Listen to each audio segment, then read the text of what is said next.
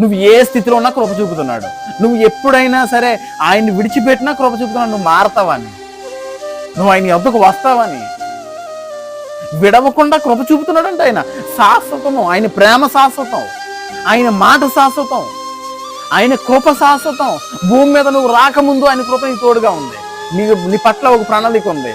ఈ భూమి మీదకి వచ్చిన తర్వాత ఆయన ప్రేమిస్తూనే ఉన్నాను నిన్ను. ఈ భూమిని విడిచిపెట్టిన తర్వాత కూడా ఆయన చెంత చేర్చుకుంటాడంటే ఆలోచించు. ఇంతకు మించిన ప్రేమ ఎవరిదన్నా ఉందో చెప్పండి, ఎవరిదన్నా ఉందో చెప్పండి. ఎవరి ప్రేమ ఉందండి భూమి మీద? చిరకాలం నీతో పాటు ఉంటానని చెప్తున్నటువంటి వ్యక్తే, నువ్వు నమ్మిన వాడే, నీకు నచ్చిన వాడే, ఏదో ఒక రోజు నీకు చెప్పకుండా, నీకు తెలియకుండానే భూమిని విడిచిపెట్టేస్తాడు కదా. విడిచిపెట్టడంటారా? ఖచ్చితంగా విడిచిపెడతాడు.